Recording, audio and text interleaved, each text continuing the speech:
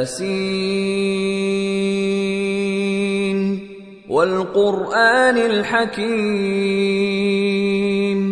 إنك لمن المرسلين. نحمده ونصلي على رسوله الكريم اما بعد اعوذ باللہ من الشیطان الرجیم بسم اللہ الرحمن الرحیم. اللہ رب العزت کا بہت بڑا احسان ہے کہ اللہ رب العزت کے فضل و کرم سے آج میسج ٹی وی کے لیے ہم روحانی حوالے سے جادو جنات کے لیے ایک چھوٹا سا پروگرام ہم نے رکھا ہے، اور یہ پروگرام جو رکھا ہے اس میں ہم نے مختصر سا جنات اور جادو کا تعارف بھی کروائیں گے، اور جادو کی کچھ اقسام بھی بتلائیں گے کہ کون کون سی قسمیں ہیں جو کارگر ہوتی ہیں جادو کے حوالے سے. قرآن و سنت کی روشنی میں جنات، قرآن میں جنات کا ذکر ہے. قرآن حکیم میں جنات اور ملائکہ کا تذکرہ 118 مقامات پر آیا ہے. اللہ تعالیٰ کی آخری کتاب میں جگہ جگہ جس مخلوق کا ذکر ہو، کوئی بھی صاحب ایمان اس کی تکذیب کیسے کر سکتا ہے. جنات کی کثرت آبادی. روایات میں آتا ہے کہ جو جنات عورتوں اور مردوں کو ستایا کرتے ہیں وہ بہت سی قسموں کے ہیں. ایسے جنات کی 17 قومیں ہیں، اور ہر قوم کے 70,000 قبیلے ہیں، اور ہر قبیلے میں 70,000 افراد ہیں. اگر آسمان سے سوئی پھینکی جائے تو وہ زمین پر نہ گرے بلکہ ان کے سروں پر آ کر رک جائے گی. اس وقت دھرتی پر انسانوں سے زیادہ 10 گنا جنات ہیں، اور یہی وجہ ہے کہ اگر سوئی آسمان سے پھینکتے ہیں تو انسانوں پر نہیں بلکہ ان کے سروں پر گرے گی آ کر. عربی زبان میں جنوں کے نام مختصر تعارف کرواؤں. اہل علم و زبان کے نزدیک جنوں کی چند قسمیں ہیں. اصل جن کو جنی کہتے ہیں، اور جن لوگوں کے ساتھ رہتا ہے اسے عامر کہتے ہیں. اس کی جمع عمار ہے. جو جن بچوں کو پریشان کرتا ہے اسے ارواح کہتے ہیں. سب سے زیادہ خبیث اور پریشان کرنے والے کو شیطان کہتے ہیں. جس جن کی شرارت حد سے بڑھ جائے اور اس کی گرفت مضبوط تر ہو جائے اسے عفریت کہتے ہیں. جن کی قسمیں. نبی علیہ السلام نے فرمایا کہ جنوں کی 3 قسمیں ہیں. ایک قسم وہ جو ہوا میں اڑتی ہے، ایک وہ جو سانپ اور کتوں کی شکل میں ہوتی ہے، ایک وہ جو سفر اور قیام کرتی ہے یعنی بھوت وغیرہ. اس کو طبرانی، حاکم اور بہقی نے صحیح سند کے ساتھ بیان کیا ہے. مقائد الشیطان میں ابو داؤد سے روایت ہے کہ نبی علیہ السلام نے فرمایا کہ اللہ تبارک و تعالی نے 3 قسم کے جن پیدا فرمائے. ایک قسم سانپ، بچھو اور کیڑوں مکوڑوں کی ہے، دوسری ہوا کی مانند، تیسری وہ جو سانپ جو حساب و کتاب اور جزا و سزا کے مکلف ہیں. اللہ تبارک و تعالی نے انسانوں کو بھی 3 قسموں میں پیدا فرمایا ہے. ایک قسم جو چپاہوں کی مانند ہیں، ان کے بارے میں اللہ تبارک و تعالی کا ارشاد ہے لَهُمْ قُلُوبٌ لَا يَفْقَهُونَ بِهَا وَلَهُمْ أَعْيُنٌ لَا يُبْصِرُونَ بِهَا وَلَهُمْ آذَانٌ لَا يَسْمَعُونَ بِهَا. سورۃ الاعراف کے اندر 189 آیت نمبر ہے، جس کے بارے میں اللہ تبارک و تعالی نے فرمایا کہ ان کے دل ہیں مگر سمجھتے نہیں، آنکھیں ہیں دیکھتے نہیں، کان ہیں مگر سنتے نہیں. دوسری قسم جو ہے وہ جس کا جسم بنی آدم کی طرح ہے لیکن روح شیطان کی ہے. تیسری قسم وہ ہے جو بروز قیامت زیر سایہ الہی ہوں گے جبکہ وہاں کوئی دوسرا سایہ نہ ہوگا. میں نے دیہاتیوں کے ہاں جنوں کے بارے میں ایک ایسی عجیب و غریب چیزیں دیکھی ہیں جن کو بیان نہیں کیا جا سکتا. کہتے ہیں کہ جنوں میں ایک جنس ایسی بھی ہے جس کی نفس شکل انسان سی ہے، اس کا نام شق ہے۔ یہ مسافر کو تنہا دیکھ کر پریشان کرتا ہے بلکہ بسا اوقات مار ڈالتا ہے۔ حقیقت جنات۔ حقیقت یہ ہے کہ فرشتے اور انسانوں کی دنیا کے علاوہ بھی جنوں کی ایک تیسری دنیا ہے۔ وہ کوئی جراثیم نہیں بلکہ سوجھ بوجھ رکھنے والی اور حساس و ادارک رکھنے والی مخلوق ہے۔ وہ بھی شریعت کے مکلف اور امر و نہی کے پابند ہیں۔ ابن تیمیہ رحمہ اللہ فرماتے ہیں کہ جنوں کے وجود کے سلسلہ میں مسلمانوں میں سے کسی جماعت نے مخالفت نہیں کی، اور نہ اس سلسلہ میں کہ اللہ تعالیٰ نے رسول اکرم صلی اللہ علیہ وسلم کو ان کی طرف نبی بنا کر بھیجا تھا۔ اکثر کافر جماعتیں بھی ہوں جنوں کے وجود کو تسلیم کرتی ہیں۔ یہود و نصارہ جنوں کے بارے میں اسی طرح اعتقاد رکھتے ہیں جس طرح کے مسلمان، البتہ ان میں سے کچھ لوگ اس کے منکر ہیں، جیسا کہ مسلمانوں میں معتزلہ وغیرہ اور ان کا انکار کرتے ہیں، حالانکہ جمہور ائمہ اس کو تسلیم کرتے ہیں۔ جنات ایک مخلوق ہے۔ جنات کو ساری جماعتیں، ساری انسانیت، ساری مخلوق مانتی ہے، لیکن کچھ لوگ ایسے ہیں جو ان کے وجود کو تسلیم نہیں کرتے۔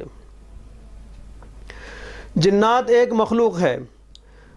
جنوں کے وجود کو تسلیم کرنے کی ایک دلیل یہ ہے کہ اس سلسلے میں انبیاء کرام سے متواتر واقعات معقول ہیں جو بدیہی طور پر معلوم مشہور ہیں، اور یہ بھی بدیہی طور پر معلوم ہوتا ہے کہ جنات زندہ اور عقل و فہم رکھنے والی مخلوق ہے، اور جو بھی کام کرتے ہیں اپنے ارادے سے کرتے ہیں، بلکہ وہ امر و نہی کے مکلف ہیں۔ وہ کوئی صفت یا عرض نہیں کرتے جو انسان کی ذات سے قائم ہے، جیسا کہ بعض ملحدین کا خیال ہے کہ جب جنوں کا معاملہ انبیاء کرام سے اس قدر تواتر کے ساتھ ثابت ہے کہ ہر خاص و عام اسے جانتا ہے، تو اس کا انکار ایسی جماعت کے شایان شان نہیں جو اپنوں کو رسولوں کی طرف منسوب کرتی ہو۔ امام ابن تیمیہ رحمہ اللہ علیہ ارشاد فرماتے ہیں، مسلمانوں کی تمام جماعتیں جنات کے وجود کو تسلیم کرتی ہیں، اسی طرح تمام کفار اور عام اہل کتاب بھی، اسی طرح مشرکین عرب میں اولاد خام، اہل کنعان و یونان میں اولاد یافت، غرض جملہ فرماتے ہیں، اور جماعت جنوں کے وجود کو تسلیم کرتے ہیں۔ قرآن مجید کے نصوص مثلا اللہ تبارک و تعالی نے فرمایا، قل اوحی الی انہ استمع نفر من الجن، اے نبی صلی اللہ علیہ وسلم کہہ دیجئے کہ میری طرف وحی بھیجی گئی کہ جنوں کی ایک جماعت نے غور سے سنا۔ دوسری جگہ ارشاد فرمایا، وَأَنَّهُ كَانَ رِجَالٌ مِّنَ الْإِنسِ يَعُوذُونَ بِرِجَالٍ مِّنَ الْجِنِّ فَزَادُوهُمْ رَهَقًا، اور یہ کہ انسانوں میں سے کچھ لوگ جنوں کی پناہ مانگتے ہیں، اس طرح انہوں نے جنوں کا غرور اور بڑھایا۔ اس کے علاوہ بے شمار آیات و احادیث جن کا ذکر انشاءاللہ آئندہ پروگراموں میں ہوتا رہے گا کہ جو اللہ تبارک و تعالیٰ کے قرآن پاک میں موجود ہے۔ آج اور آج سے پہلے بہتر لوگوں نے ان میں سے کچھ چیزوں کا مشاہدہ بھی کیا ہے، اور وہ یہ بات جو لوگ اس کا مشاہدہ کرتے اور سنتے ہیں ان میں سے اکثر نہیں جانتے کہ یہ وہی جن ہیں، کیونکہ ان کے تصور میں پہلے سے ہوتا ہے کہ وہ یا تو روحیں ہیں یا غیبی اور فضائی مخلوق ہے۔ گدھے اور کتے جنوں کو دیکھتے ہیں۔ ہر چند کے جنات ہمیں نظر نہیں آتے، لیکن بعض جانور مثلا گدھے اور کتے ان کو دیکھتے ہیں۔ انسانوں کو جنات نظر نہیں آتے، لیکن جانوروں کو یہ جنات کی جو اللہ تعالیٰ کی مخلوق ہے یہ جانوروں کو نظر آتی ہے، جس میں گدھے بھی ہیں، کتے بھی ہیں، اور بھی کچھ ایسے جانور ہیں جن کو یہ جنات کی مخلوق نظر آتی ہے۔ لیکن جنات سے اشرف المخلوقات جو اللہ کی مخلوق ہے وہ انسان ہے۔ جنات سب سے دنیا کی بزدل ترین مخلوق ہے۔ اس سے بڑا بزدل دنیا میں میں نے کہیں نہیں دیکھا کہ جنات سب سے زیادہ بزدل ترین مخلوق ہے۔ اللہ تبارک و تعالیٰ نے انسان کو اشرف المخلوقات بنایا اور سب سے احسن بنایا ہے، اور انسان سب سے طاقتور ہے۔ جنات کی سینس بہت تیز ہوتی ہے، اس لیے وہ جب دیکھتے ہیں کہ انسان ڈر گیا تو وہ فوراً انسان پہ حاوی ہو جاتا ہے، لیکن وہ انسان سے حاوی نہیں ہے۔ اگر ہمارے اعمال ٹھیک ہوں، ہم باوضو رہیں، آیت الکرسی کا معمول ہو، چاروں قل کا معمول ہو، نماز ذکر اذکار کا معمول ہو، تو کوئی بھی دنیا سے بڑے کا بڑا جن اللہ تبارک و تعالیٰ کی مخلوق کلام کے سامنے نہیں ٹھہر سکتا۔ نہ اللہ کی اشرف المخلوقات کی انسانیت کے سامنے جن نہیں ٹھہر سکتا۔ وہ ہمارے اپنے اعمال ہیں، ہمارا اپنا بدعقیدہ ہے، ضعیف العقیدی ہے، جس کی وجہ سے جنات ہمارے سامنے ٹھہر جاتے ہیں۔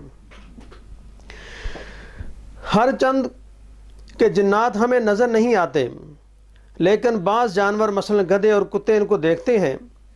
مسند احمد اور ابو داود میں جابر رضی اللہ تعالی عنہ سے صحیح سند کے ساتھ مروی ہے، اگر تمہیں رات میں کتے یا گدھے کی آواز سنائی دے تو اللہ کے ذریعے شیطان سے پناہ مانگو، اس لیے کہ گدھے اور کتے ایسی چیزیں دیکھتے ہیں جو تم نہیں دیکھتے۔ اس میں کوئی تعجب نہیں، کیونکہ سائنسدانوں نے یہ تحقیق کی ہے کہ بعض جانداروں میں ایسی چیزوں کو دیکھنے کی صلاحیت ہے جن کو ہم نہیں دیکھ سکتے، چنانچہ شہد کی مکھی اور اس طرح کی چیزیں جو ہیں یہ شعاؤں کو بھی دیکھ لیتی ہے جو سورج کے اوپر ہیں، اس لیے وہ سورج کی بدلی کی حالت میں بھی دیکھ لیتی ہے، اور الو رات کی گھڑا ٹوپ تاریکی میں بھی چوہے کو دیکھ لیتا ہے۔ اب جنات کی غذا کیا ہے؟ جنوں کے کھانے اور پینے کے سلسلے میں لوگوں کا اختلاف ہے۔ کچھ لوگ کہتے ہیں کہ تمام قسم کے جنات نہ کھاتے ہیں نہ پیتے ہیں، لیکن یہ قول غیر معتبر ہے۔ دوسرا قول یہ ہے کہ جنات کی ایک قسم کھاتی ہے، دوسری قسم نہیں کھاتی۔ تیسرا قول کہ تمام جنات کھاتے اور پیتے ہیں، البتہ ان میں اختلاف ہے۔ کچھ لوگ کہتے ہیں وہ چباتے ہیں اور نگلتے نہیں، بلکہ صرف سونگھتے ہیں، مگر ان کو کوئی دلیل نہیں۔ دوسرے لوگ کہتے ہیں وہ چباتے اور نگلتے ہیں۔ یہی قول صحیح ترین ہے، جس کی شہادت صحیح احادیث اور نصوص سے ملتی ہے۔ صحیح بخاری میں ابو ہریرہ رضی اللہ تعالی عنہ سے روایت ہے کہ نبی علیہ الصلاۃ والسلام نے ان کو استنجا کے لیے کچھ پتھر لانے کا حکم دیا اور کہا کہ ہڈی اور گوبر نہ لانا۔ اس کے بعد جب ابو ہریرہ رضی اللہ تعالی عنہ حضور نے آپ صلی اللہ علیہ وسلم سے ہڈی اور گوبر نہ لانے کا راز معلوم کیا تو آپ نے فرمایا یہ دونوں چیزوں جنوں کی غذا ہے۔ ایک دفعہ جو جنات پر مشتمل تھا وہ مجھ سے کھانے کے لیے توشہ طلب کیا، میں نے ان کے لیے اللہ سے دعا کی جس ہڈی اور گوبر پر اس کا گزر ہو اس پر ان کی غذا موجود ہوگی۔ اس سے ثابت ہوا کہ جنات کی غذا ہڈی اور گوبر ہیں۔ جس ہڈی پر اللہ تبارک و تعالیٰ کا نام لیا جاتا ہے اور وہ ہڈی پھینک دی جاتی ہے، اس پر ایک خاص قسم کا گوشت ہوتا ہے جو جنات کی غذا ہوتی ہے، جو انسانوں کو نظر نہیں آتا۔ اس لیے نبی علیہ الصلاۃ والسلام نے فرمایا ہڈی یا خشک گوبر سے کبھی استنجا نہیں کرنا چاہیے ہمیں۔ صحیح مسلم میں ابن مسعود رضی اللہ تعالیٰ عنہ سے روایت ہے کہ نبی کریم صلی اللہ علیہ وسلم نے فرمایا کہ مجھے ایک جن نے دعوت دی، میں اس کے ساتھ گیا، اس کے سامنے قرآن کی تلاوت کی، اور وہ جن ہم کو ایک جگہ لے گیا اور جنوں کے مکانات اور آگ کے نشانات دکھائے۔ پھر ان لوگوں نے آپ سے کھانا مانگا تو آپ نے فرمایا تمہارے لیے ہر ہڈی جس پر اللہ تبارک و تعالیٰ کا نام لیا گیا ہوگا وہ گوشت بن جائے گی، اور جانوروں کی مینگنی تمہارے مویشیوں کے لیے چارہ ہوگا۔ چنانچہ نبی کریم صلی اللہ علیہ وسلم نے فرمایا ان تمام چیزوں سے استنجا نہ کرو، اس لیے کہ وہ تمہارے بھائیوں کی غذا ہے۔ حضور علیہ الصلاۃ والسلام نے ارشاد یہ بھی فرمایا کہ شیطان بائیں ہاتھ سے کھاتا ہے، آپ نے ہم کو اس بارے میں اس کی مخالفت کا حکم دیا ہے۔ حدیث شریف میں صحیح مسلم میں ابن عمر رضی اللہ تعالیٰ عنہ سے روایت ہے کہ نبی اکرم صلی اللہ علیہ وسلم نے فرمایا اگر تم میں سے کوئی شخص کھائے تو اپنے ہاتھ سے کھانا چاہیے، اور جب پیے تو داہنے ہاتھ سے پینا چاہیے، کیونکہ شیطان بائیں ہاتھ سے کھاتا ہے، بائیں ہاتھ سے پیتا ہے۔ جنات کے مکانات اور ملنے کی جگہ کیا ہے؟ آج تو لوگ بہت سارے پریشان ہیں کہ جی ہمیں وظائف کروائیں، ہمیں چلے کروائیں۔ بھائی کس لیے چلے اور وظائف کروائیں؟ کہ ہم نے جنات کو قابو کرنا ہے، جنات سے کام لینا ہے، حالانکہ ایسا ممکن نہیں ہے۔ جنات اسی طرح زمین پر بستے ہیں جس پر ہم رہ رہے ہیں، زیادہ تر ویرانوں، چٹیل میدانوں اور گندی جگہوں مثلا غسل خانوں کے اندر، کوڑا خانوں اور قبرستان وغیرہ، بقول ابن علامہ ابن تیمیہ رحمہ اللہ علیہ، جن لوگوں کو شیطان لگ جاتا ہے وہ زیادہ تر شیطان کے انہی ڈیروں میں پناہ لیتے ہیں۔ مثال کے طور پر کاڑے علم والے جو بلیک میجک کے نام سے جن کو دنیا جانتی ہے، کہ جب وہ ایسا علوم کرتے ہیں تو وہ لوگوں کو یہی کہتے ہیں کہ جی ہم نے قبرستان میں جا کر چلے کرنے ہیں، ہم نے قبرستان میں جا کر پڑھائی کرنی ہے، ہم نے رات کو قبر کھود کر اس میں بیٹھ کر پڑھائی کرنی ہے۔ وہ کرتے ہیں یا نہیں؟ جیسے علامہ ابن تیمیہ رحمہ اللہ علیہ نے فرمایا کہ شیطان کے چیلے، شیطانوں کو ماننے والے وہیں ملیں گے جہاں شیطان کا ڈیرا ہوتا ہے۔ حدیث شریف میں غسل خانے کے اندر نماز پڑھنے کی ممانعت اسی لیے ہے کیونکہ اس میں گندگی ہوتی ہے اور وہ شیطان کا اڈا ہوتا ہے۔ قبرستان میں بھی ممانعت ہے اسی لیے کہ وہ شرک کا ذریعہ ہے، بلکہ اس میں کچھ شیاطین کا پناہ گزین ہوتے ہیں۔ شیاطین اسی جگہ پر زیادہ ہوتے ہیں جہاں وہ فتنہ فساد کر سکیں، مثلا بازار کے اندر اور ایسی جگہوں پر۔ صحیح مسلم میں ابن مسعود رضی اللہ تعالیٰ عنہ کی حدیث شریف میں ہے کہ کہ جنات نے نبی اکرم صلی اللہ علیہ وسلم سے زیادہ راہ طلب کیا تو آپ علیہ السلام نے فرمایا، ہر وہ ہڈی جس پر اللہ کا نام لیا گیا ہے تمہارے ہاتھ میں گوشت ہوگی اور ہر مینگنی تمہارے جانوروں کا چارہ ہوگا۔ اب جنات کی طاقت کیا ہے؟ آج لوگ ڈراتے ہیں بلکہ ضعیف العقیدہ لوگوں سے اس بات پر ان کی عزت بھی لوٹتے ہیں، ان سے دولت بھی حاصل کرتے ہیں اور ان کا ایمان اور عقیدہ بھی تباہ کرتے ہیں کہ ہمارے پاس جنات ہیں، ہم انہی جنات کے ذریعے تمہارا کام کروائیں گے۔ جنات کی طاقت کا ذکر چل رہا تھا۔ اللہ تعالیٰ نے جنوں کو ایسی طاقت، ایسی صلاحیت اور طاقتیں بخشی ہیں جو انسانوں کو نہیں بخشیں۔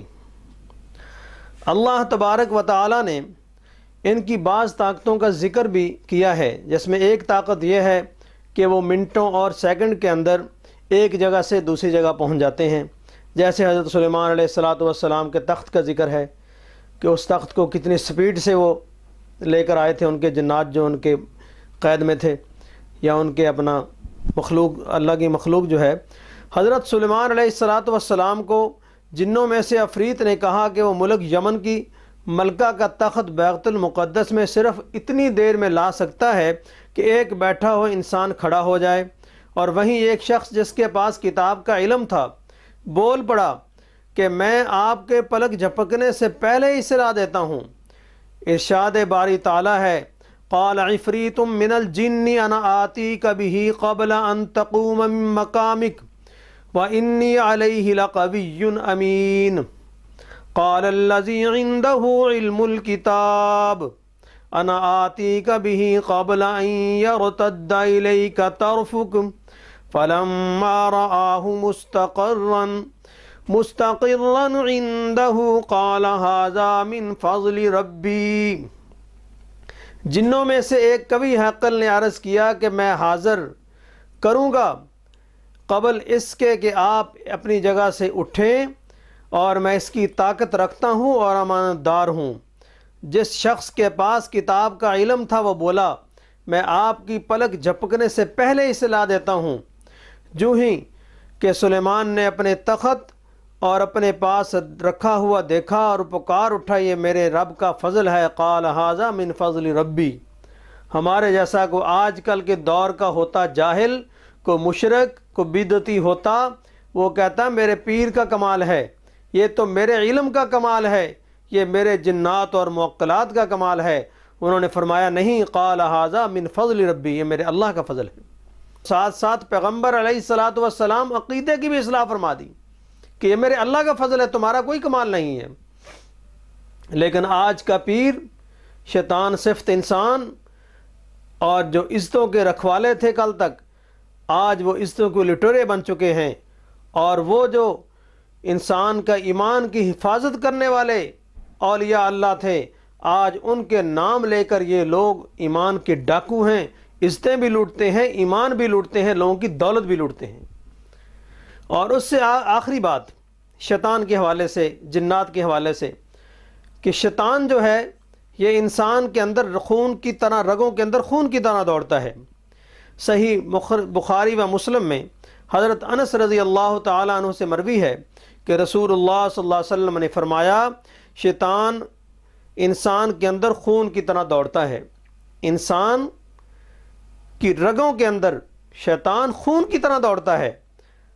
نبی اکرم صلی اللہ علیہ وسلم کی بیوی صفیہ رضی اللہ تعالی عنہ سے روایت ہے کہ وہ کہتی ہیں کہ نبی علیہ الصلاۃ والسلام اعتکاف میں تھے کہ ایک رات آپ کے پاس ملاقات کے لیے آئی، آپ سے کچھ باتیں عرض کی، پھر میں نے جانے کے لیے کھڑی ہوئی تو مجھے آپ الوداع کہنے کے لیے کھڑے ہو گئے۔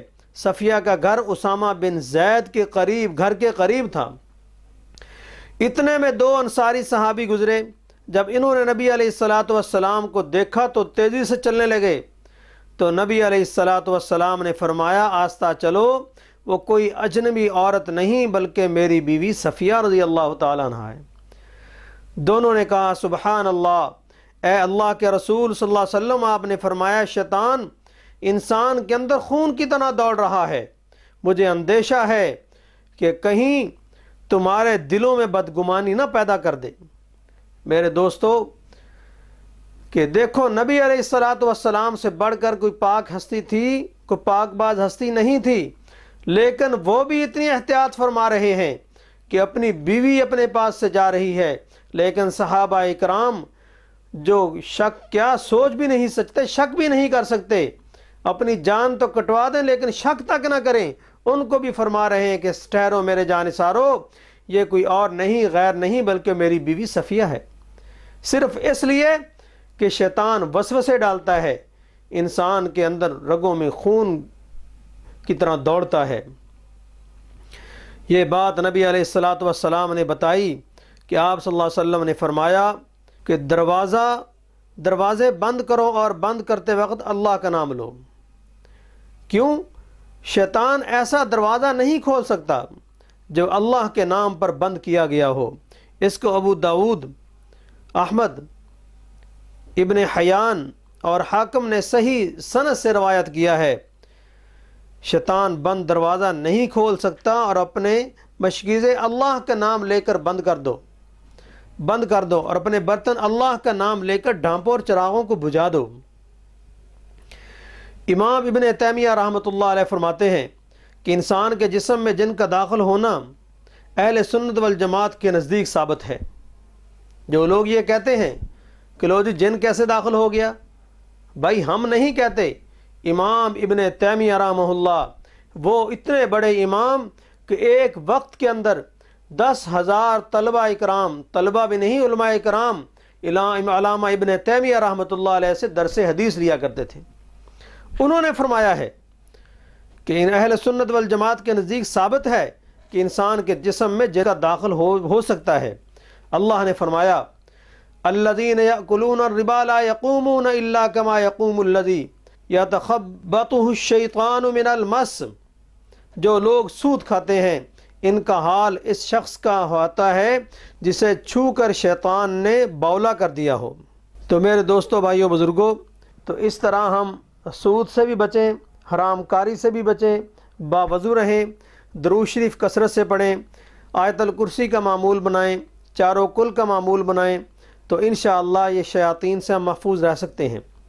امام احمد بن حنبل کے صاحبزادے عبداللہ فرماتے ہیں کہ میں نے اپنے والد سے کہا کہ کچھ لوگ کہتے ہیں کہ جن آسیب زدہ جسم میں داخل نہیں ہوتا۔ والد نے جواب دیا بیٹا یہ لوگ جھوٹ کہتے ہیں، سچ تو یہ ہے کہ جن ہی انسان کی زبان سے بات کرتا ہے۔ ابن تیمیہ رحمہ اللہ اور احمد بن حنبل رحمہ اللہ نے جو بات کہی مشہور و معروف ہے، جن انسان پر سوار ہوتا ہے اور انسان ایسی زبان میں بات کرنے لگتا ہے جو سمجھ میں نہیں آتی، اس کے جسم پر اتنی مار پڑتی ہے اگر کسی اونٹ کو مارا جائے تو اس کے جسم پر نشان پڑ جائیں، مگر اس کے باوجود اس شخص کو نہ پٹائی کا احساس ہوتا ہے اور نہ اس کی گفتگو کا جو اس نے اس زبان سے کی ہوتی ہے۔ آسیب زدہ شخص جو کسی انسانوں کو گھسیٹتا ہے اور کسی چیز اور کبھی اس چیز کو جس پر خود بیٹھا ہو اس کو کھینچتا یا پھاڑنے لگتا ہے، کبھی دیو ہیکل مشینوں کے ایک جگہ سے دوسری جگہ پر منتقل کر دیتا ہے اور خود بیٹھا ہوا اور اس کے علاوہ بہت ساری حرکتیں کرتا ہے۔ جو شخص اس کا بچشم دید مشاہدہ کرے اسے واضح طور پر معلوم ہو جائے گا کہ جو انسان کی زبان سے بات کر رہی ہے وہ اس چیز کو الٹ پلٹ کر رکھ دیتی ہے اور انسان کے علاوہ کوئی دوسری صفت کی مخلوق ہے۔ ابن تیمیہ رحمۃ اللہ علیہ مزید کہتے ہیں کہ ائمہ مسلمین میں کوئی بھی اس بات کا منکر نہیں کہ جن آسیب زدہ شخص میں داخل ہوتا ہے اور اس کا انکار کرے اور دعویٰ کرے کہ شریعت اس کو نہیں مانتی اور وہ شریعت پر تہمت لگاتا ہے۔ شرعی دلائل میں ایسی کوئی بات نہیں ملتی کہ جس سے اس کی تردید ہوتی ہو۔ علامہ نے لکھا ہے کہ جن لوگوں نے آسیب زدہ کے جسم میں جن کے داخل ہونے کا انکار کیا وہ معتزلہ کا ایک ٹولہ ہے جس میں جبالی اور ابوبکر رازی وغیرہ شامل ہیں۔ آج بھی ان کے ماننے والے یہ باتیں کہتے ہیں کہ جن انسانی جسم میں داخل نہیں ہو سکتا، حالانکہ ایسی بات قطعاً نہیں ہے۔ ہمارے بہت سارے مشاہدات کے اندر یہ بات آئی ہے کہ جب کوئی پیشنٹ، کوئی مریض ہمارے پاس آتے ہیں تو ان کے دورے کی شکل پڑی ہوتی ہے، ان کو اپنی ہوش نہیں ہوتی کہ وہ کون سی زبان استعمال کر رہے ہیں۔ اگر کوئی اردو جاننے والا انگلش بول رہا ہوتا ہے، کوئی اردو جاننے والا اس کو انگلش نہیں آتی، انگلش میں بات کر رہا ہے، بعض دفعہ عربی میں بات کرتا ہے، بعض دفعہ کسی اور زبان کے اندر، حالانکہ وہ اس زبان کو جانتا نہیں ہے لیکن وہ زبان بول رہا ہے، وہ اس کے اندر وہ نہیں بلکہ جن بول رہا ہوتا ہے۔ اور بہت سارے لوگ ایسے ہوتے ہیں جن کو دورہ پڑتا ہے ان کو ہوش نہیں رہتی کہ وہ کس حال میں پڑے ہوئے ہیں۔ جب ان کا جنات کا علاج کیا جاتا ہے، ان کو دم کیا جاتا ہے، اللہ کا کلام پڑھ کے دم والا پانی پلایا جاتا ہے، تو الحمدللہ جب ہوش میں آتے ہیں پھر وہ فوراً سیدھے ہو جاتے ہیں، کہتے ہیں بھائی کیا ہو گیا ہمیں، ہم کہاں بیٹھے، ہم تو وہاں تھے، ہمیں کیا ہو گیا، کیوں لوگ یہاں پر اکٹھے ہیں، ہمیں ان مولوی صاحب کے پاس کیوں لے کر آئے ہیں۔ ان کو بتلایا جاتا ہے کہ بھائی تمہارے اوپر جنات تھے، تمہیں علاج کیا ہے، اللہ کا کلام پڑھ کے دم کیا ہے، پھونکا ہے، اس سے اللہ نے تمہیں شفا دی ہے۔ تو یہ ایک نہیں 20 مشاہدات الحمدللہ ہو چکے ہیں۔ اب کچھ علامات ایسی بتلائیں گے کہ جادو کارگر کس پہ ہوتا ہے، جادو کن کن چیزوں پر ہوتا ہے۔ اب اس کی تھوڑی سی میں کچھ باتیں عرض کر دوں آپ کے کہ سب سے پہلی بات تو مرد عورت میں نفاق کے بارے میں عرض کروں گا کہ سحر کی علامت میاں بیوی آپس میں محبت الفت کی زندگی گزار رہے ہوتے ہیں، یکادک ایک مرد عورت میں تنازع کی شکل کھڑی ہو جاتی ہے اور ایک دوسرے کی شکل سے بھی بیزار ہو جاتے ہیں کہ مرد گھر میں آتا ہے، میاں بیوی ٹھیک ٹھاک رہ رہے ہوتے ہیں، اچانک ایسے حالات پیدا ہو جاتے ہیں کہ عورت پریشان، عورت کو مرد کی شکل بری لگتی ہے، مرد کی عورت کو شکل بری لگتی ہے۔ جیسے آج کل بیشتر ہمارے پاس پیشنٹ آتے ہیں یا انٹرنیشنل کالز پاکستان سے یا یورپ سے، افریقہ سے، ایشیا، اپنا عرب کنٹریز سے آتی ہیں کہ جی ہماری میاں بیوی میں نہیں بنتی۔ تو جب ان کو چیک کیا جاتا ہے تو پتہ چلتا ہے جی ایک میاں پر جادو ہے یا عورت پر جادو ہے، اس کی وجہ سے آپس میں نفرتیں پیدا شروع ہو جاتی ہیں۔ تو یہ ایک بہت بڑی اس وقت وبا چلی ہوئی ہے کہ میاں بیوی کا آپس میں صحیح معنوں میں رہ رہے ہوتے ہیں گھر کے اندر، لیکن اچانک آپس میں لڑائی شروع ہو جاتی ہے اور جس کی وجہ سے، لڑائی کی وجہ سے گھروں کے گھر برباد ہو جاتے ہیں۔ ایک جادو کی یہ علامت ہے۔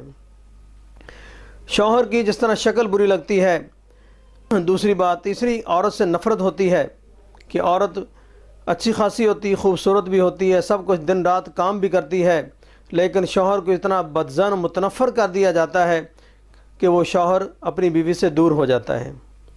یا پھر رشتے سے انکار، ایک یہ بھی علامت ہے کہ نوجوان حسینوں جمیل خوبصورت لڑکی ہونے کے باوجود لڑکے والے لڑکی کو دیکھ کر اچاٹ ہو جاتے ہیں اور رشتہ سے انکار کر دیتے، اسی طرح عرصہ دراز گزر جاتا ہے۔ فرض کرو ایک نوجوان بچی ہے، بیٹی ہماری ہے، بہن ہے، خوبصورت بھی ہے، پڑھی لکھی بھی ہے، سیرت بھی ہے، سارے اوصاف و کمال اللہ تبارک و تعالیٰ نے دیے ہیں، لیکن رشتے آتے ہیں، لوگ پسند بھی کر جاتے ہیں، لیکن اس کے باوجود کوئی آگے سے جواب نہیں آتا۔ تو یہ بھی ایک لوگ جادو کرواتے ہیں لڑکیوں پر تاکہ ان کے رشتے کی بندش ہو جائے اور شادی نہ ہو۔ جب شادی نہیں ہوگی تو عمر بڑھتی جائے گی، ایج بڑھنے سے عمر ڈھلتی جائے گی، تو پھر رشتوں کے بڑے مسائل پیدا ہو جاتے ہیں رشتے آنے میں۔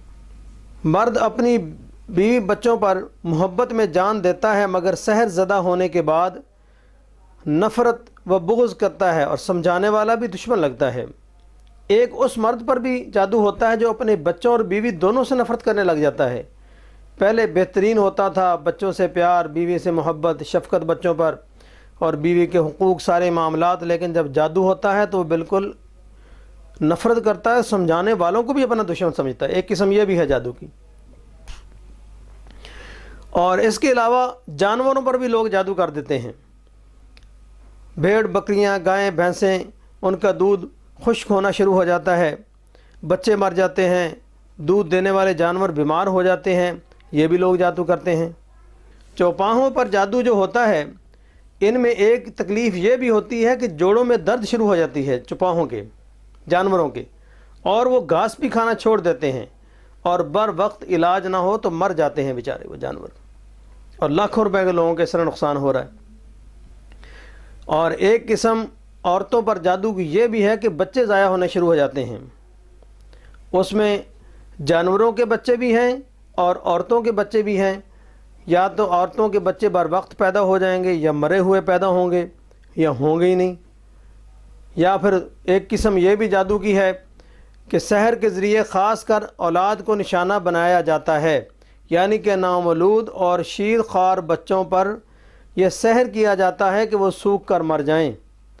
اور ایک قسم یہ بھی جادو کی ہے کہ اللہ تبارک و تعالیٰ کا حکم بھی ہے، اللہ جسے چاہیں بیٹا دے دیں، جس سے چاہیں بیٹی دے دیں، جس سے چاہے دو دو دے دیں، تین تین دے دیں، جس کو چاہے نہ دیں۔ یہ تو اللہ تبارک و تعالیٰ کے اختیار میں ہے، کسی پیر یا عامل کے اختیار میں یہ چیز نہیں ہے، نہ کسی ڈاکٹر حکیم کے اختیار میں ہے۔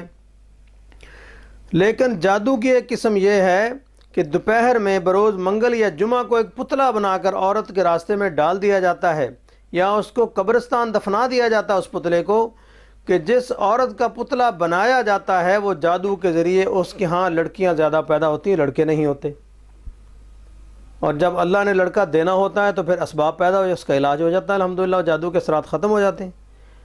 اور 12ویں قسم جو ہے جادو کی کہ مرد مباشرت کے قابل نہیں رہتا، کہ مرد کو بالکل مفلوج کر دیا جاتا ہے کہ وہ مباشرت کے قابل نہ رہے، مرد کا بیکار ہونا، یہ ایک بہت اہم شعبہ ہے جادو کا، حساس ترین یہ بات ہے جو میں کہہ رہا ہوں، کہ وہ یہ ہے کہ مرد کے جوڑوں میں درد پیدا ہو جاتا ہے اور مرد بیچارہ بیکار ہو کر رہ جاتا ہے۔ اب جوڑوں میں درد 2 طریقوں سے ہوتا ہے جو اس وقت چل رہا ہے۔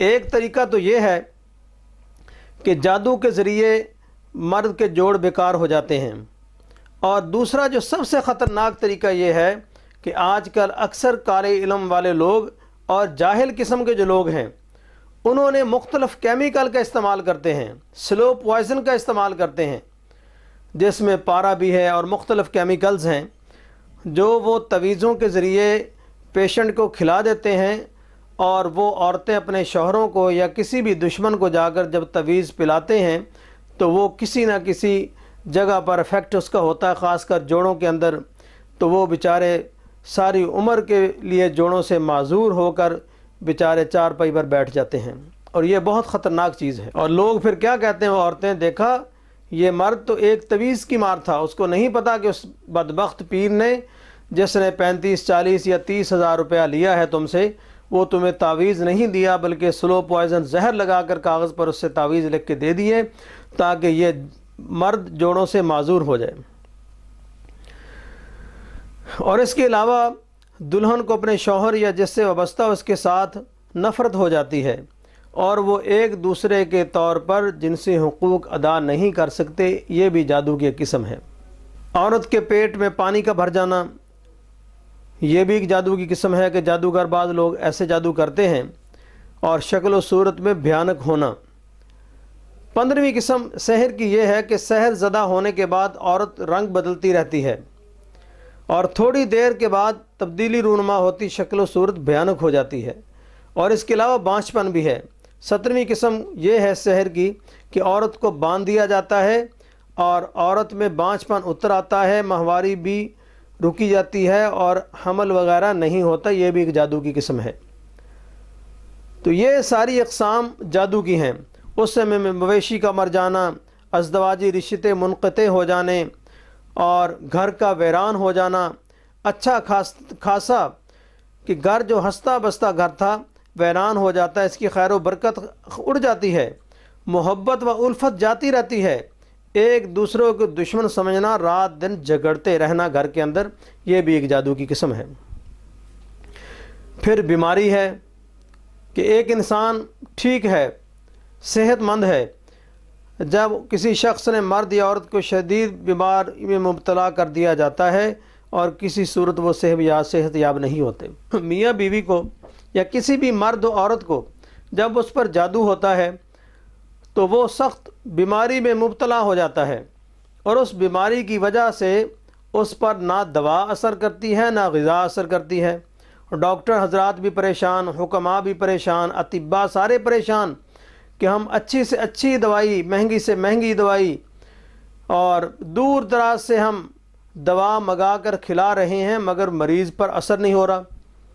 ٹیسٹ بھی سارے کلیئر ہیں، لیکن ٹیسٹ کلیئر ہونے کے باوجود نہ اس پہ دوا اثر کر رہی نہ غذا اثر کر رہی۔ آخر کیا وجہ ہے اس کی؟ میرے بھائیوں بہنوں، وجہ یہ ہوتی ہے کہ جس انسان پر جب تک جادو ہوتا ہے، جب تک اس کے جسم کے اندر، باڈی کے اندر جادو کا خنجر رہے گا، جب تک خنجر نہیں نکالیں گے اس وقت تک مریض ٹھیک نہیں ہوگا۔ اللہ چاہیں تو ہر چیز پر قادر ہیں، لیکن جو دنیا کا اور فطرت کا اصول ہے وہ یہی ہے کہ جب جادو کا اثر ختم ہوگا تو پھر دوا اور غذا بھی اثر کرے گی، ورنہ اثر نہیں کرے گی۔ تو مرض و زن میں ناچاقی 22ویں قسم سحر کی یہ ہے، اس سحر کے ذریعے کسی بھی شخص کو ذلیل کر دیا جاتا ہے۔ ہر کوئی بلا وجہ ان سے نفرت کرتا ہے، کوئی اعتبار بھی نہیں کرتا کہ بلا وجہ اس کو ذلیل کرنا۔ جس محفل میں جائے، جس مجلس میں جائے، فیملی کے اندر، دوست احباب کے اندر اور اپنے کاروبار کے، پروفیشن کے اندر، آفس کے اندر، وہ انسان ذلیل ہونا شروع ہو جاتا ہے اور دن بدن وہ پستی کی طرف جاتا ہے۔ ہر بندہ اس سے نفرت کرتا ہے اور اس پر اعتبار کوئی نہیں کرتا، اس کو ذلیل کرتا ہے۔ یہ بھی جادو کی ایک قسم ہے۔ عہدے سے معطل ہونا 23ویں قسم سحر کی یہ ہے کہ سحر کے ذریعے کسی افسر یا حاکم یا ملازم کو نوکری سے یا افسر کو عہدہ سے ہٹا دیا جاتا ہے۔ سحر زدہ ہونے پر نوکری یا عہدے سے معطل ہو جاتا ہے۔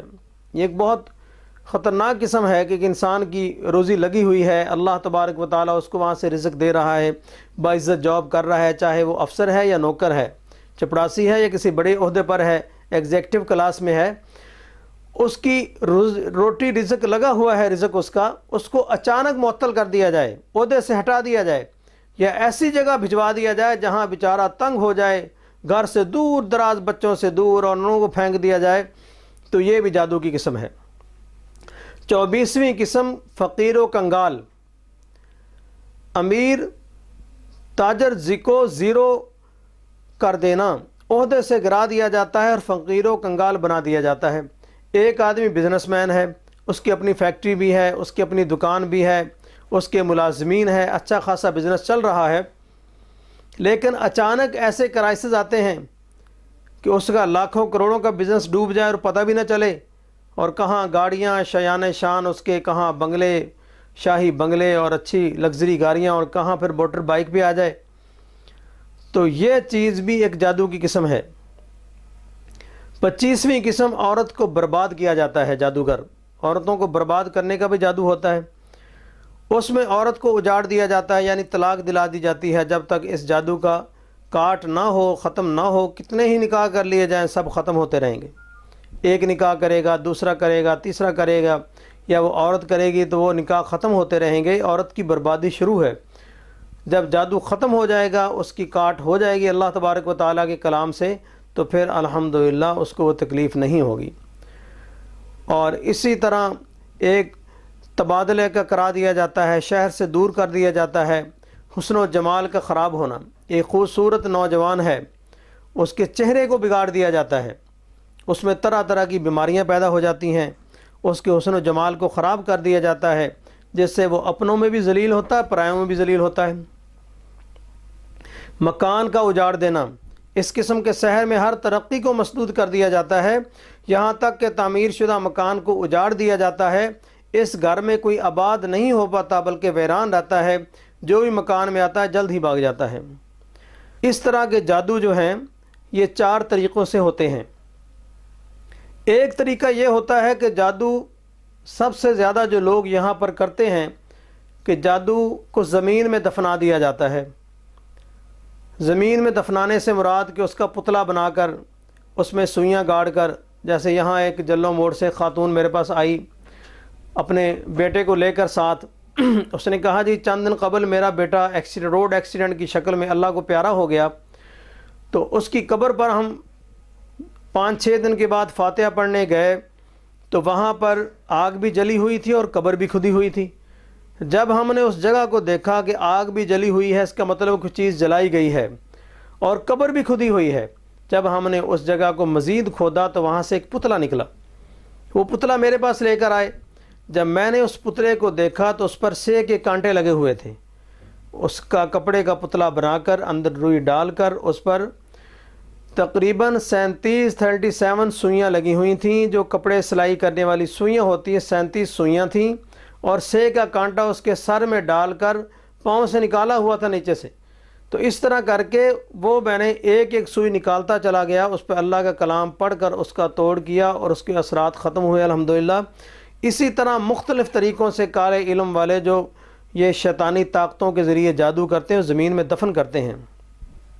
اور دوسری قسم جادو کر کے پانی میں پھینک دیا جاتا ہے، جیسے آپ نے سنا ہوگا کہ تالے کو بند کر کے جی پانی میں پھینک دو، مچھلی پکڑ کے اس کے منہ میں تویز رکھ کے اس پہ سوئیاں لگا کے اس کے پیٹ چاک کر کے مچھلی کے اندر کچھ چیزیں رکھ کر اس کو سمندر میں یا پانی میں پھینک دیا جاتا ہے، تو یہ پانی والا جادو ہے۔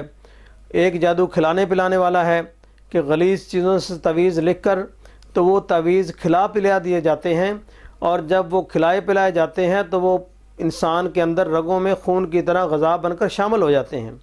تو یہ 4 جادو قسم کے، ایک فضا کے اندر جادو لٹکا دیا جاتا ہے کہ کسی بجلی کے پول پر یا کسی درخت پر یا کسی مکان پر پھینک دیا کہ وہیں لٹکا دیا۔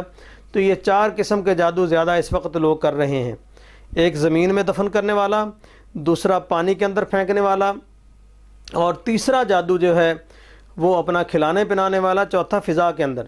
ویسے جادو کی 13 قسمیں ہیں، 13 قسموں سے جادو کیا جاتا ہے، لیکن باقی اقسام ہم بیان نہیں کر سکتے اس لیے کہ لوگ پھر اس طرف زیادہ متوجہ ہوتے ہیں۔ تو 13 قسموں کا جادو میں سے 4 قسمیں ایسی ہیں جو عرف عام میں اس وقت زیادہ لوگ کر رہے ہیں۔ تو اس لیے اس جادوگروں سے بھی بچنا چاہیے اور جادو سے بھی بچنا چاہیے، خاص کر اس پرنٹ اور الیکٹرانک دور کے اندر۔ پرنٹ میڈیا اور الیکٹرانک جو میڈیا ہے اس کے اندر جو لوگ اشتہارات دیتے ہیں، خاص کر کہ فلاں کالا بنگالی بابا ہے، فلاں اصل عیسائی ہے، وہ تو چلو ہوئے غیر اپنا مذہب، جو ہمارے مسلمان بھائی وہاں پر اشتہار دیتے ہیں وہ ان سے بھی زیادہ خطرناک ہیں۔ آپ کہیں گے جی یہ مسلمان کالوں سے، کافروں سے کیسا خطرناک زیادہ کیوں ہیں؟ جو ہمارے لوگ، ان کے پاس جب لوگ جاتے ہیں تو جاتے ہی وہ کہتے ہیں 2 طریقے سے ہم جادو کا توڑ کرتے ہیں۔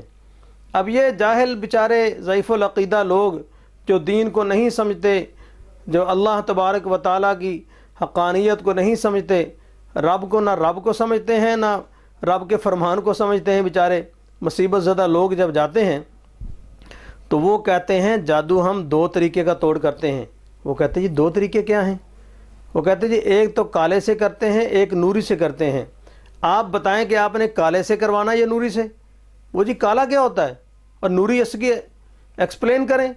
وہ کہتے ہیں نوری تو وہ ہے جو ہم توڑ کریں گے تو آہستہ آہستہ اثر ہوگا، پتہ نہیں ہوگا بھی کہ نہیں، اور کالا علم وہ ہے جو فوری اثر کرے گا، اور ہے بھی حقیقت کہ نوری تو ہم جب تیر چھوڑیں گے تو وما رمیت اذ رمیت ولکن اللہ رما پڑھ کر جب تیر چھوڑیں گے تو وہ سیدھا رحمان کی طرف جائے گا، اللہ چاہیں گے تو اثر ہوگا ورنہ وہ تیر وہیں ضائع ہو جائے گا۔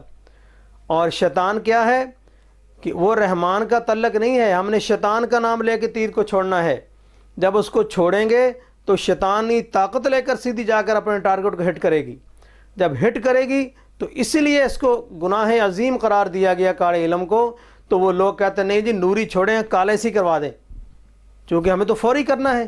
بہو کہتی میں نے تو ساس کا فوری بیڑا غرق کرنا ہے، ساس کہتی میں نے تو بہو کو فوراً ڈیمیج کرنا ہے جی، اس کو کمزور کرنا ہے، آپ کالا ہی کریں۔ جب یہ بات وہ ایگری ہو جاتے ہیں پھر وہ آنے والے کی عزت بھی جاتی ہے، ایمان بھی جاتا ہے، دولت بھی جاتی ہے۔ تو اس لیے ہم کہتے ہیں کہ اللہ کے کلام کے سامنے جادو نہیں ٹھہرتا۔ میں نے الحمدللہ 14-15 ملکوں کا سفر کیا ہے، بلکہ ملیشیا کے اندر ایک ہندو لڑکی کو میرے پاس لائے جو کرسچن تھی اور انڈین تھی وہ، اور ملیشین نیشنلٹی تھی اس کی۔ جب اس کو میرے پاس لائے، اس کو جنات کا دورہ پڑا ہوا تھا، 3-4 اس کو افراد پکڑ کے لائے، ان کے پیرنٹس جو تھے انہوں نے کہا جی یہ انڈین ہے اور کرسچن ہے، نیشنلٹی یہاں کی ہے کوالالمپور کے اندر، تو اس کا علاج کرنا ہے۔ تو میں نے دعا کی، میں نے کہا یا اللہ آج اور حق اور باطل کا یہ مارکا ہے، تو اس میں حق ہی کی فتح ہونی چاہیے۔ حالانکہ اس سے پہلے وہ ملیشیا کے اندر بھی، تھائی لینڈ کے اندر بھی، انڈونیشیا کے اندر بھی مختلف مذاہب کے لوگوں سے، چائنیز اور انڈونیشین، ملے اور پتہ نہیں کون کون سے مسلمان کافروں سے علاج کرواتے رہے وہاں جو کرسچن تھے اپنے ان کے ماننے والے۔ لیکن وہ جب میرے پاس لے کے آئے تو میں نے وہی اللہ کا کلام پڑھ کے پانی پہ دم کر کے اس کو پلایا۔ ایک ہی گلاس پانی کا پینے کے بعد 2-3 دفعہ اس کو دم کیا، الحمدللہ وہ انڈین لڑکی وہ اٹھ کر بیٹھ کے اور اس کا جادو ختم ہو گیا۔ تو اللہ تبارک و تعالیٰ کا بہت بڑا احسان ہے کہ اللہ کے کلام کے سامنے کوئی بھی دنیا کا مذہب نہیں ٹھہر سکتا، کوئی بھی جادو نہیں ٹھہر سکتا۔ اور جو لوگ یہ بات کہتے ہیں کہ کالے کا علم تو کالے سا ہوگا، جی یہ کیسے ہو سکتا ہے؟ بھائی کالے کا علم نوری سے ہوگا۔ کالے کی علم کی کاٹ تو نوری کے اندر موجود ہے، لیکن نوری کی کاٹ کسی کے پاس نہیں ہے۔ تو اس لیے اللہ سے ڈرو مسلمانوں، اور کالے علم کا توڑ اللہ تبارک و تعالیٰ کی کلام کے اندر ہے، نہ کہ کالے علم کے اندر ہے۔ جو لوگ یہ کہتے ہیں کہ کالے کا علم، مسلمان جو کہتے ہیں، کافروں کی بات نہیں کرتا میں، کہ کالے کا علم کالے کے اندر ہے، توڑ اس کا توڑ تو نہیں، ان کے اپنے پیٹ کا توڑ اس کے اندر ہے، ورنہ اس کا توڑ نہیں ہے۔ تو اس لیے ہمیں اللہ پر ایمان اور عقیدہ رکھنا چاہیے، اور کالے کا علم، کالے کا توڑ اور اس کی کاٹ اللہ تبارک و تعالیٰ کے کلام کے اندر ہے۔ اس طرح ہم نے بچنا کیسے ہے جادو سے، اس کے لیے چند حفاظتی تدابیر جو قرآن و سنت کی روشنی میں۔ یہ بات ہر شخص کو معلوم ہے کہ بندش جماع کا جادو عموماً نوجوانوں پر کیا جاتا ہے۔ جب وہ شادی کا ارادہ کر رہے ہوں، خاص کر اس وقت جب وہ ایسے معاشرے میں رہائش پذیر ہوں جس میں بدبخت جادوگروں کی کثرت ہو، ایسے میں ایک سوال پیدا ہوتا ہے کہ کیا دلہا اور دلہن جادو سے بچنے کے لیے قلعہ بند ہو سکتے ہیں، تاکہ ان پر اگر جادو کیا جائے تو اس کے اثر سے محفوظ رہیں۔ زہر اور جادو کا اثر۔ مدینہ منورہ میں عجوہ کھجور کے 7 دانے صبح نہار منہ کھا لیں۔ اگر مدینہ منورہ کے عجوہ کھجور نہ ملے تو کسی بھی شہر کے عجوہ کھجور استعمال کر سکتے ہیں۔ حدیث نبوی حضور علیہ الصلوۃ کا فرمان ہے، جو شخص عجوہ کھجور کے 7 دانے صبح کے وقت کھا لیتا ہے، اس سے زہر اور جادو کی وجہ سے کوئی نقصان نہیں پہنچے گا۔ باوضو مسلمان پر جادو اثر نہیں کرتا۔ دوسری احتیاطی تدابیر، باوضو رہنا، کیونکہ مسلمان پر جادو اثر انداز نہیں ہوتا باوضو مسلمان پر، اس لیے کہ وہ فرشتوں کی حفاظت میں رات گزارتا ہے۔ ایک فرشتہ اس کے ساتھ رہتا ہے، اور جب کروٹ بدلتا ہے تو فرشتہ اس میں حق میں دعا کرتے ہوئے کہتا ہے کہ اے اللہ اپنے اس بندے کو معاف کر دے، کیونکہ اس نے طہارت کی حالت میں رات گزاری ہے۔ باجماعت نماز کی پابندی۔ جماعت کے ساتھ نماز پڑھنے کی وجہ سے انسان شیطان سے محفوظ رہتا ہے، اور اس سلسلے میں سستی برتنے کی وجہ سے شیطان اس پر غالب آ جاتا ہے، اور جب وہ غالب آتا ہے تو اس میں داخل بھی ہو سکتا ہے اور اس پر جادو بھی کر سکتا ہے۔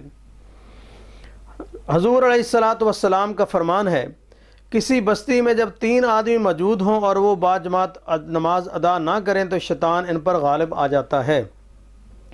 تم جماعت کے ساتھ رہو، کیونکہ بھیڑیاں اسی بکری کو شکار کرتا ہے جو ریوڑ سے الگ ہو جاتی ہے۔ قیام اللیل۔ جو شخص جادو کے اثر سے بچنے کے لیے قلعہ بند ہونا چاہتا ہے، اسے قیام اللیل ضرور کرنا چاہیے، کیونکہ اس میں کوتاہی کر کے انسان خود بخود اپنے اوپر شیطان کو مسلط کر لیتا ہے، اور اس کے مسلط ہونے کی صورت میں اس کے لیے جادو کا راستہ ہموار ہو جاتا ہے۔ حضرت ابن مسعود رضی اللہ تعالیٰ عنہ نے فرمایا کہ رسول اکرم صلی اللہ علیہ وسلم کے پاس ایک ایسے شخص کا ذکر ہوا کہ جو صبح ہونے تک سویا رہتا ہے اور قیام اللیل کے لیے بیدار نہیں ہوتا تو آپ صلی اللہ علیہ وسلم نے فرمایا اس کے کانوں میں شیطان پیشاب کر دیتا ہے۔ ناپاک جگہ شیطان کا گھر ہے، ناپاک جگہ پر شیطان کا گھر اور ٹھکانہ ہوتا ہے، اس لیے اس میں کسی مسلمان کی موجودگی کو شیطان غنیمت تصور کرتے ہیں۔ مجھے خود ایک شیطان جن جس نے بتایا کہ وہ جب ایک شخص میں داخل ہونے میں کامیاب ہو گیا تھا جب اس نے بیت الخلاء میں جاتے ہوئے دخول بیت الخلاء کی دعا نہیں پڑھی تھی، اور ایک اور جن نے بتایا کہ اللہ تبارک و تعالی نے تمہیں ایک طاقت و اسلحہ عطا فرمایا ہے جس کے ذریعے تم ہمارا خاتمہ کر سکتے ہو۔ میں نے کہا وہ کیا ہے؟ تو اس نے جواباً کہا کہ وہ مسنون اذکار ہیں، اور حضور علیہ الصلاۃ والسلام سے یہ ثابت ہے کہ آپ بیت الخلاء میں جاتے ہوئے یہ دعا پڑھا کریں کہ اللہم انی اعوذ بک من الخبث والخبائث، اے اللہ میں خبیث جنوں اور جنیوں سے تیری پناہ مانگتا ہوں۔ تو اس طرح اور بھی بہت سارے جادو سے بچنے کے لیے ذکر اذکار ہیں۔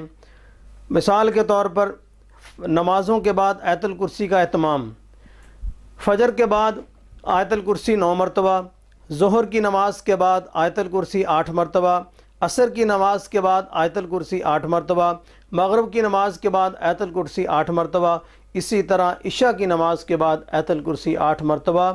چونکہ آیت الکرسی پڑھنے سے اللہ کی پناہ میں بھی آ جاتا ہے، اور اس کے اندر حفاظت بھی ہے، جادو جنات سے حفاظت بھی ہے، حسد سے انسان بچتا ہے، نظر سے بچتا ہے، بغض سے بچتا ہے، اور اس کے اندر رزق بھی ہے، تسخیر بھی ہے۔ اور جو انسان روزانہ 41 مرتبہ آیت الکرسی اس ترتیب سے پڑھے کہ فجر کے بعد 9 مرتبہ، باقی ہر نماز کے بعد 8 مرتبہ پڑھے، تو انشاءاللہ وہ جادو جنات سے محفوظ رہے گا۔ اگر کوئی شخص اس پر جادو کرے گا بھی تو آیت الکرسی کی برکت سے انشاءاللہ وہ جادو خود بخود ختم ہو جائے گا انشاءاللہ۔ آج کی نشست کا اختتام اسی باتوں پر کرتے ہیں۔ اللہ تبارک و تعالیٰ سے دعا کرتے ہیں کہ اللہ تبارک و تعالیٰ جو کچھ ہم نے کہا اس پر ہمیں عمل کرنے کی توفیق عطا فرمائے۔ اور دوسرا، اگر آپ حضرات میں سے کسی نے کوئی سوالات پوچھنے ہیں روحانی حوالے سے، جادو کے حوالے سے، جنات کے حوالے سے، استخارے کے حوالے سے کوئی سوال وغیرہ پوچھنا ہو، کوئی مسائل پوچھنے ہو، روحانی مسائل، تو انشاءاللہ وہ ہماری ویب سائٹ ہے islamicwazaif.com ہے، اس کا وزٹ کر سکتے ہیں۔ اور اگر کوئی استخارہ کروانا چاہتا ہو تو الحمدللہ یہ ہم جو استخارہ کرتے ہیں یہ حضرت علامہ امام ابن تیمیہ رحمہ اللہ کا مجرب ترین استخاروں میں سے ایک استخارہ ہے، وہ ہم استخارہ کرتے ہیں۔ تو استخارہ کے حوالے سے کوئی خدمت ہم سے لینی ہو تو وہ بھی ہم حاضر ہیں۔ islamicwazaif@messagetv.tv پہ آپ رابطہ کر سکتے ہیں، انشاءاللہ ہم آپ کی رہنمائی کے لیے حاضر رہیں گے جی۔ آخر